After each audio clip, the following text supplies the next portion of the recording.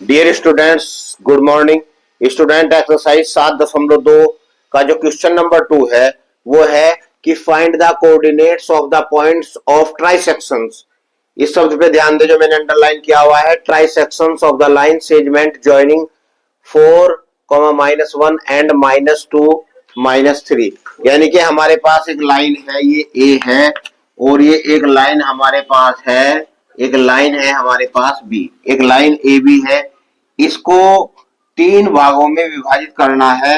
यानी कि पहला भाग तो हमारे पास ये हो गया और दूसरा भाग हमारे पास क्या हो गया, ये। अब 3 भाग हो गए, तो पहला भाग तो हमारे पास ये हो गया एक भाग, और 2 भाग, और ये तीसरा भाग। तो 3 भागों में इसे डिवाइड कर दिया हमने। तो इनके निर्देशांक आप लोगों को ज्ञात करने हैं। तो मान लिया हमारे पास ये P है और ये हमारे पास दूसरा बिंदु Q है। इसके निर्देशांक आप लोगों को फाइंड करने हैं।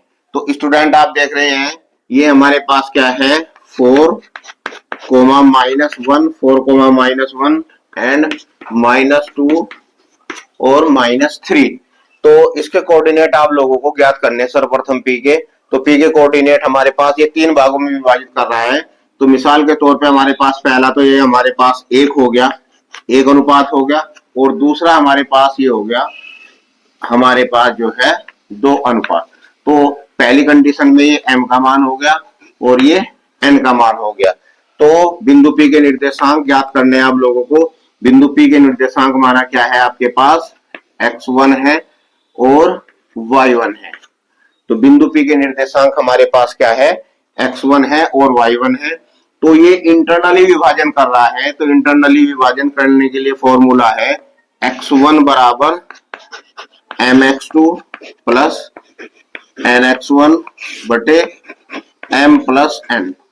अब यहां ध्यान देंगे आप लोग, mx2, m का मान हमारे पास 1 हो गया, और ये हमारे पास x1 है और ये हमारे पास y1 है। थोड़ी देर के लिए ये x1 है, ये y1 है, और ये हमारे पास क्या है, x2 है और ये y2 है।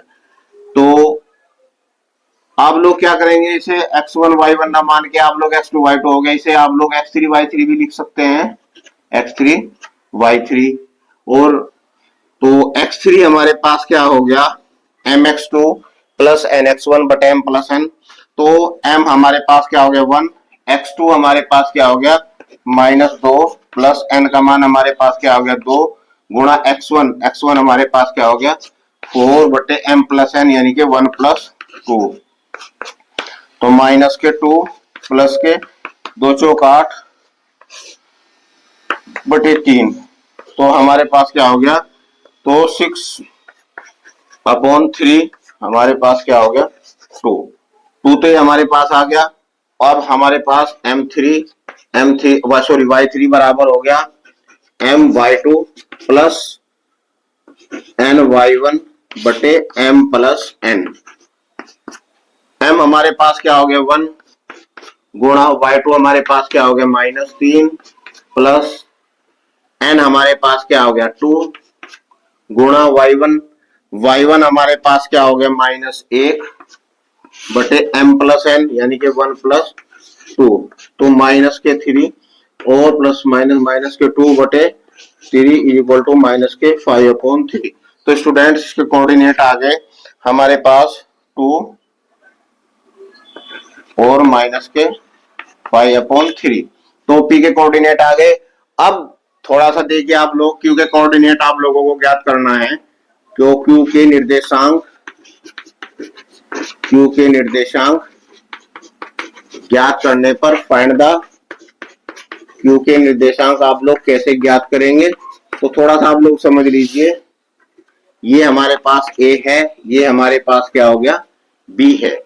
तो जब हम Q के निर्देशांक ज्ञात करेंगे तो इस स्थिति में हमारे पास जो है ये Q हो गया, आपके पास ये Q हो गया। तो इस स्थिति में ये हिस्सा हमारे पास 2 हो जाएगा, ये पार्ट, और ये पार्ट हमारे पास क्या हो जाएगा 1 हो जाएगा। और पॉइंट्स तो आपके पास वहीं के वहीं रहेंगे, सेम रहेंगे, 4 -1 और माइनस के 2 और -3।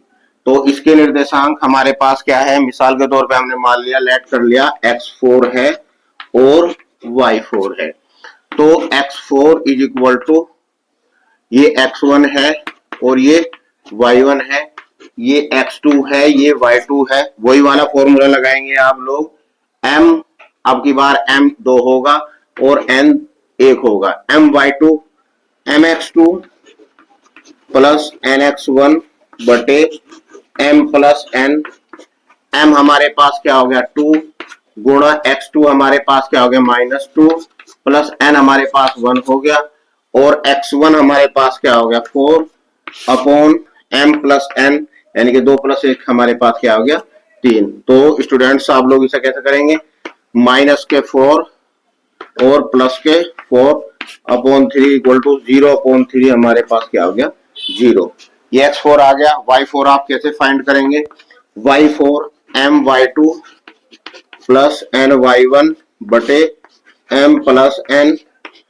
m हमारे पास क्या है 2 है और y2 हमारे पास -3 है प्लस n हमारे पास क्या है, n हमारे पास 1 है और y1 हमारे पास क्या है -1 है बटे m प्लस n, 2 प्लस 1 हमारे पास क्या हो गया 3।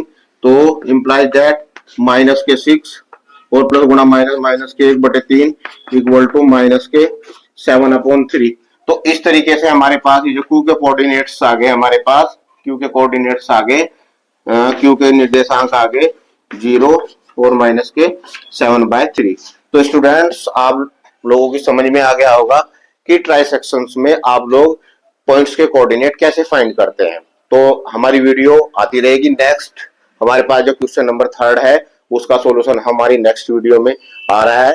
तब तक आप लोग हमारे चैनल्स को देखिए, आप लोग हमारी वीडियो से एंजॉय कीजिए और अपने ज्ञान में वृद्धि कीजिए और अपने एग्जाम की तैयारी कीजिए। और किसी स्टूडेंट्स को यदि कहीं कोई प्रॉब्लम हो तो हमें लिख करके भेज सकता है। और आप हमारी वीडियोस को शेयर करें, चैनल्स को सब्सक्राइब करें। Thank you.